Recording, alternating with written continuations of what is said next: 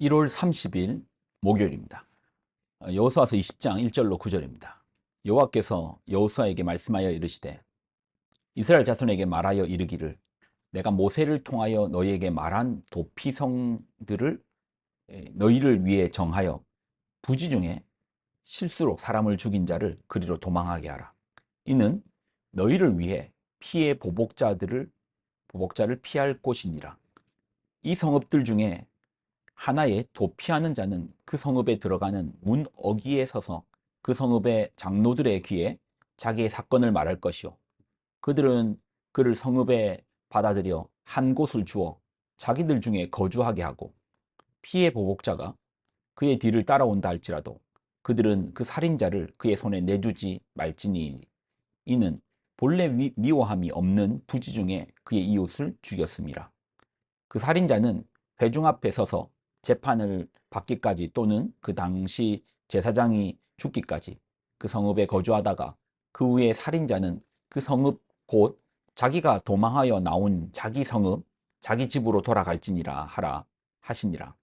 이에 그들이 납달리의 산지 갈릴리 게데스와 에브라임 산지의 세겜과 유다 산지의 기럇 아르바 곧 헤브론과 여리고 동쪽 요단 저쪽 르우벤 지파 중에서 평지 광야의 베셀과 갓 지파 중에서 길랏 라몬과 므낫세 지파 중에서 바산 골란을 구별하였으니 이는 곧 이스라엘 모든 자손과 그들 중에 거류하는 거류민을 위하여 선정된 성읍들로서 누구든지 부지 중에 살인자가 그리로 도망하여 그가 회중 앞에 설 때까지 피해 보복자의 손에 죽지 아니하게 하기 위함이라. 아멘. 기도하겠습니다. 주님 주시는 말씀을 붙듭니다. 말씀 속에 있는 아버지의 마음, 하나님의 마음을 우리가 바라보게 하여 주옵소서. 우리를 위하여 주시는 모든 말씀 앞에 아멘 하는 믿음을 허락하여 주옵소서. 영광을 드립니다. 예수님의 이름으로 기도드립나이다. 아멘. 오늘 본문은 이제 도피성인데요. 우리가 도피성, 오늘은 이제 도피성을 이해하기 전에 먼저 이해해야 되는 것이 피해 보복자입니다. 피해 보복자. 말만 들으면 좀 무시무시하죠. 피해 보복자. 복수를 갚아주는 피해 보복자. 먼저 이제 물어볼게요. 지금 대한민국 사회에는 피해 보복자 제도가 있을까요? 없을까요? 없죠. 가족 중에 누가 다쳤습니다. 그래서 대신 아버지가 또는 뭐 아들이 보복하면은 이거 불법입니다. 예. 가족이 누군가에게 죽임을 당했습니다. 그래서 직접 복수하죠? 불법입니다. 절대 안 됩니다. 법으로 막습니다. 그러면 누가 그 억울함을, 그 원통함을 보복해 줍니까? 사법이 합니다. 사법을 담당하는 경찰, 검찰, 또 이제 판사가 결정해 줍니다. 절대 개인 간의 보복, 복수를 하는 것은 이제 불법인 것이죠. 그러면요, 한번 생각해 볼게요. 이전 시대에는 어땠을까요? 조선 시대는 피해 보복자 제도가 있었을까요? 조선 시대도 불법입니다. 조선 시대만 해도 고을마다 그 현관 사또가 있었잖아요. 사또, 이방 뭐 이렇게 포졸 이렇게 있었잖아요. 그래서 이제 이런 제도를 통해서 개인 간의 복수가 금지되었습니다. 그런데 이제 좀 더 거기서 들어가서 고려나 또 고구려 신라 백제 이제 삼국시대처럼 중앙 권력이 각 지방에 법을 집행할 사람들을 파송할 수 없는 경우, 그런 경우는 어땠을까요? 어, 지금 이 대한민국 사회 같은 경우는 중앙 정부가 경찰, 또 이제 검사, 판사 이렇게 법을 집행할 수 있는 사람을 중앙 정부의 힘으로써 세금으로써 유지할 수 있잖아요. 근데 삼국시대 같은 경우에 그 정도의 많은 각 고을마다 사람들을 보내고 또 설령 보냈다 한들 당시의 통신 체계 자체가 그렇게 좋지 않았기 때문에 소식을 전하고 듣고 하는데 너무 오래 걸렸잖아요. 그래서 신라 같은 경우에 보면 호족 제도, 지방 자치, 지금으로 치면 지방 자치죠. 법 집행도 지방 자치. 이런 경우에 억울한 일을 당하는데 관하로 달려갈 수 없습니다. 그럴 때는 개인 간의 피해 보복의 제도가 있었습니다. 중국도 마찬가지였고 뭐 유럽도 마찬가지입니다. 그러니 피해 보복자는 고대 이스라엘 사회에만 있었던 것이 아니라 지금 같은 경우는 이스라엘 사회에는 피해 보복자 없습니다. 중앙 정권 안에서 사법 체계가 잘 돼 있잖아요. 지금은 없죠. 그러니까 고대 사회에서 중앙 정부의 사법에 의하여 사람을 파견할 정도의 중앙 정부의 힘이 미치지 못하면 개인 간의 억울한 일에 대한 보복을 하는 피해 보복자 제도가 있었다라는 겁니다. 사법의 문제를 개인이 판단해서 그 억울함을 풀었다라는 거예요. 그럼 한번 생각해 보십시오. 지금도 유전 무죄, 무전 유죄, 뭐 사법 비리, 그래서 법을 믿니 못 믿니, 뭐 판사를 믿니 못 믿니,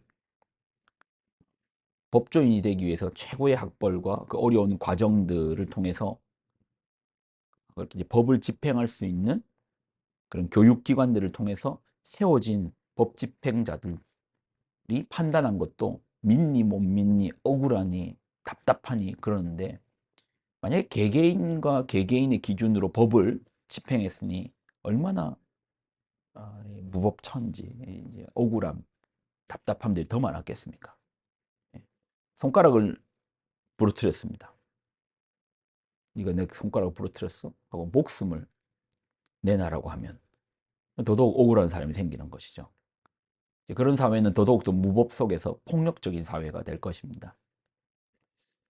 그래서 하나님께서는 그 시대의 어떤 상황 가운데서 중앙정부에서 일일이 사법체계를 할 수 있는 정도의 여건은 되지 않고, 그런 상황 가운데서 하나님의 방법은 도피성이라는 거예요. 도피성. 누군가가 의도가 없이, 의도를 가지고 살인하는 것은 도피성에서 안 받아줍니다.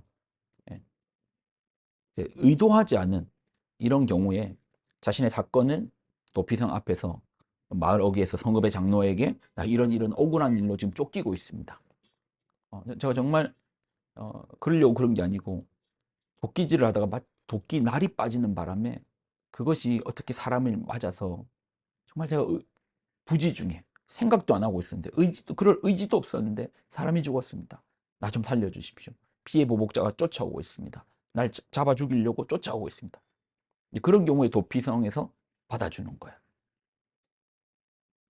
그 말은 또 피해 보복자 역시도 그가 도피하는 도피성으로 들어갔을 때는 더 이상 뒤쫓지 않는다라는 것이죠. 그런 합의가 있었습니다.